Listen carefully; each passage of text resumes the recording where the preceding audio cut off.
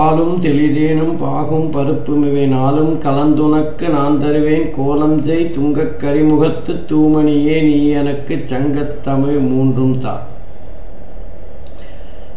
அன்பிற்கினிய கடவுள் அருள் டிவி நேயர்களுக்கு கல்வடங்கம் டாக்டர் சத்யநாராயண சர்மா பேசுகிறேன். வணக்கம். இன்னைக்கு நம்ம குரு அதிசார பயிற்சி பற்றி பார்க்கலாம்.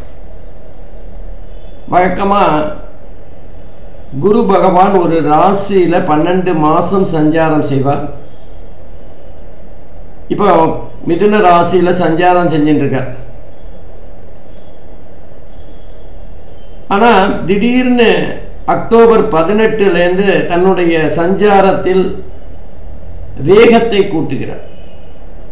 அதிசாரமாக வேகமாக மிதுன ராசியில் சஞ்சாரம் செய்ய வேண்டிய குரு பகவான் கடக ராசி வரைக்கும் வேகமாக போயிடுறார்.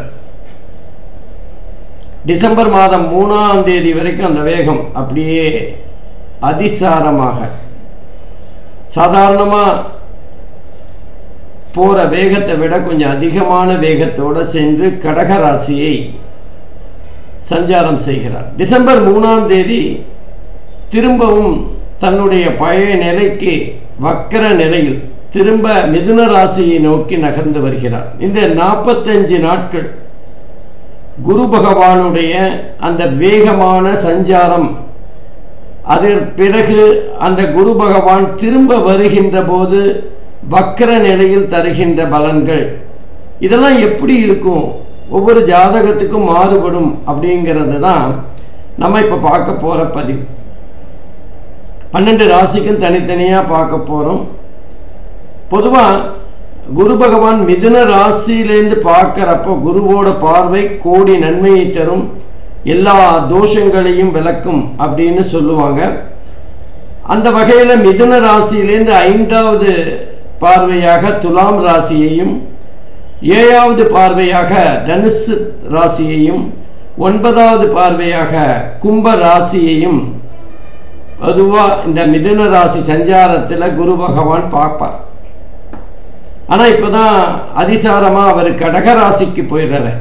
மிதுனத்திலேருந்து கடகராசிக்கு போகிறதுனால அந்த கடகராசியிலேருந்து 5வது இடமான விருச்சிகத்தை பார்க்குறார். 7வது ராசியான மகரத்தை பார்க்குறார். 9வது ராசியான மீனத்தை பார்க்குறார். அப்போ அந்த குருவோட பார்வை சற்று மாறுபடுகின்றது. குருவோட அந்த வேகமான அந்த நகர்வு அப்படிங்கிறது சற்று மாறுபட்ட பலன்களை தரும்.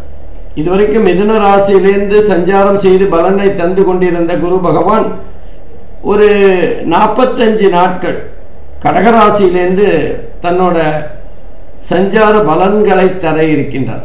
இந்த மாறுதல்கள் எப்படிப்பட்ட பலனை 12 ராசிக்கும் தரும் அப்படிங்கிறதான் இப்போ நம்ம பார்க்க போகிறோம். வாங்க ஒவ்வொரு ராசியாக பார்க்கலாம். அன்பிற்கினிய கன்னிராசி அன்பர்களே, இன்றைக்கி நம்ம குரு அதிசாரம் எப்படிப்பட்ட பலன்களை கன்னிராசிக்கு தரப்போகிறது அப்படின்னு பார்க்க போகிறோம். கன்னிராசிக்கு குரு பகவான் இதுவரைக்கும் 10வது வீட்டில் சஞ்சாரம் செய்து பலன்களை தந்து கொண்டிருந்தார். இப்போ இந்த அதிசாரம் காரணமாக கடகராசி என்பது கன்னிராசிக்கு 11வது இடம், லாபஸ்தானம் அப்படின்னு சொல்கிற இடம். 10வது இடத்துல நல்ல அருமையான இடம், 11வது இடமும் நல்ல இடம்தான். குருவை பொறுத்தவரை 10, 11 ஆகிய இடங்கள் சிறப்பான பலனை தருகின்ற அமைப்பு தான். 10வது வீட்டில் இருக்கும்போது வேலையில் சில அழுத்தங்கள், அதாவது அதிகப்படியான வேலை, வியாபாரமாக இருந்தால் அதிகப்படியான வியாபாரம், இதையெல்லாம் தரக்கூடியவராக குரு பகவான் இருந்தார். அதனால் வேலையில் ஒரு அழுத்தம் இருக்கும். 24 மணி நேரமும் வேலை பார்க்குற மாதிரியான ஒரு சூழ்நிலையில் இருந்திருப்பாங்க. இப்போ 11வது வீட்டுக்கு வரும்போது ஜாதகருடைய எண்ணங்கள், கனவுகள், லட்சியம், குறிக்கோள் போன்ற விஷயங்களை நடத்துபவராக குரு பகவான் இருப்பார். 45 நாட்கள் அங்கே சஞ்சாரம் செய்ய போகிறார். 23 நாள் அதிசாரமாகவும் 22 நாள் வக்கர நிலையிலும் குரு பகவான் பலனை தர இருக்கின்றார். பொதுவாக 11வது வீடு என்பது லாபம், மகிழ்ச்சி, ஜாதகருடைய பதவியில் ப்ரமோஷன், பேராசை, எதிர்பார்ப்பு போன்ற விஷயங்களை சொல்லக்கூடியது. மேலும் ஜாதகருக்கு ஏதாவது கணுக்கால் பகுதியில் ஏதாவது பிரச்சனைகள் இருந்தால் இந்த காலத்தில் அது சிகிச்சை மூலமாக சரியாகும். குருவோட சஞ்சாரம் என்பது நிவர்த்தி செய்கின்ற ஒரு தன்மையில் இருக்கும். அதே நேரத்தில் கன்னி ராசியை பொறுத்தவரை குரு பகவானோட பார்வை 5, 7, 9 பார்வை அப்படிங்கிறது 3வது இடம், 5வது இடம் மற்றும் 7வது இடத்துல வருது. 3ங்கிறது முயற்சி ஸ்தானம், கம்யூனிகேஷன் பற்றி சொல்லக்கூடியது, ஐடி பற்றி சொல்லக்கூடியது. ஆகவே இந்த காலகட்டத்தில் ஜாதகருக்கு தொலைத்தொடர்பு மூலமாக ஏதாவது அனுகூலமான பலன்கள் கிடைக்கும். ஐடி ஃபீல்டில் இருக்கிறவங்களுக்கு ப்ரமோஷன் கிடைக்கக்கூடிய காலகட்டமாக இருக்கும். அதே மாதிரி கம்யூனிகேஷன் தொடர்பு போன்ற விஷயங்கள் அவர்களுக்கு அனுகூலமாக, அதே நேரத்தில் நிறைந்த பலனை தருகின்ற காலகட்டமாக இருக்கும். ஜாதகருடைய எண்ணம் திருமணமானோ ரொம்ப நாளாக நம்ம தள்ளி போயிட்டே இருக்கே அப்படிங்கிற எண்ணம் நிறைவேறி வரும். காதல் திருமணமாக இருந்தாலும் அது நிறைவேறுகின்ற காலகட்டமாக இருக்கும். காதல் திருமணத்துக்கு அடுத்த ஸ்டேஜுக்கு வருகின்ற ஒரு தன்மை இருக்கும். அதே நேரத்தில் வெளிநாடு சென்று வருகின்ற வாய்ப்பும் கிடைக்கும். ஜாதகர் வெளிநாடு சம்பந்தமாக அங்கே க்ரீன் கார்டு அப்ளை பண்ணி காத்திருப்பாரேயானால் அவருக்கு க்ரீன் கார்டு கிடைக்கின்ற ஒரு சூழல் ஏற்படும். கன்னிராசியை பொறுத்தவரை மிக அற்புதமான இடங்கள். ஏற்கனவே குரு பகவான் 10வது வீட்டில் இருக்கும்போது நிறைந்த பலனை தருகின்ற அமைப்பில் தான் இருந்தார். 11வது வீட்டிலையும் அதே பலன்தான். 10 என்பது குருவை பொறுத்தவரை பகை வீடாக இருந்தாலும்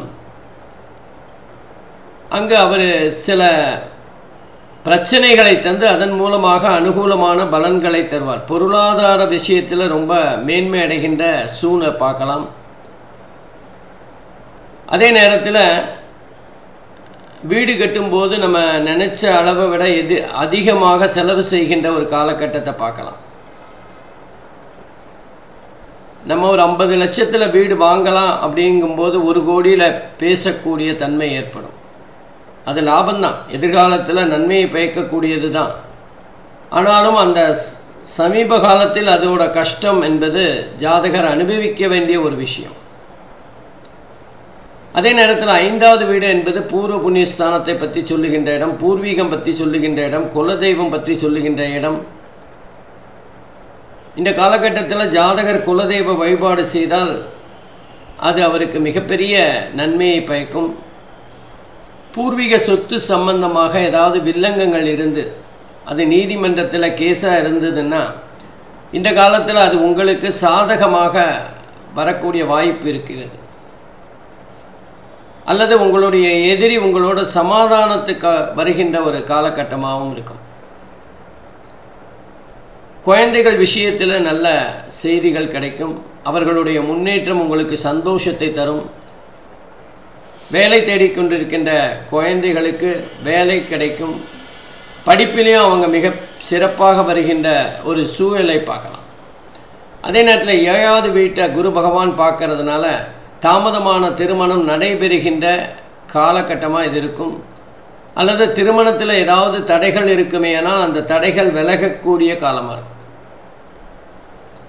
ஆகவே குருவோட பார்வை மிக சிறப்பாக 5, 3, 5, 7 ஆகிய இடங்களில் வருது, ரொம்ப சிறப்பானது. மற்றபடி 7வது வீட்டில் கன்னிராசிக்கு 7ல் குரு பகவானோட பார்வை விழுந்தாலும் அந்த இடத்துல சனி பகவான் இருந்து கன்னி ராசியை பார்க்குறார். ஆகவே ஜாதகருக்கு மன ரீதியான ஏதாவது பிரச்சனைகள் இருக்கலாம். ஜாதகருக்கு அவருடைய செயல்பாடுகள் சற்று மந்தமாக இருக்கின்ற சூழலையும் பார்க்கலாம். ஏதோ ஒரு விதத்தில் மனதளவில் பாதிக்கப்படுகின்ற அல்லது உடல் அளவில் கொஞ்சம் ஓய்வு கிடைச்சா போகிறோம் அப்படிங்கிற அளவுக்கு ஜாதகருடைய உடல்நிலை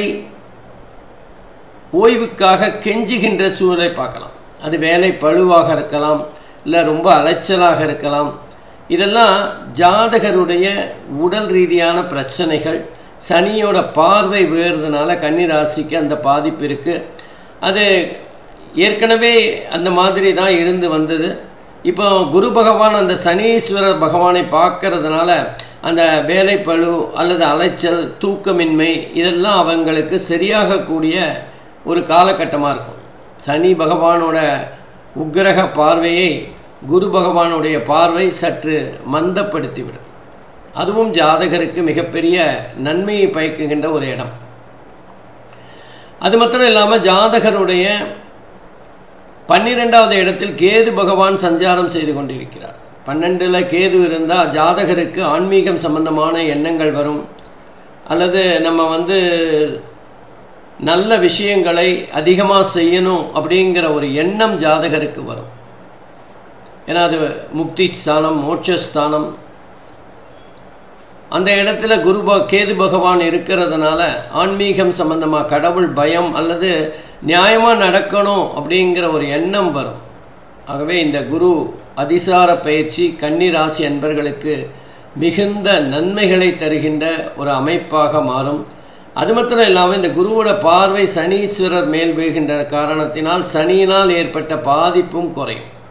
நல்ல அருமையான அதிசார பயிற்சி, நல்ல பலன்களை அதிகமாக பெறுற ராசியில் கன்னி ராசியும் ஒரே ராசி.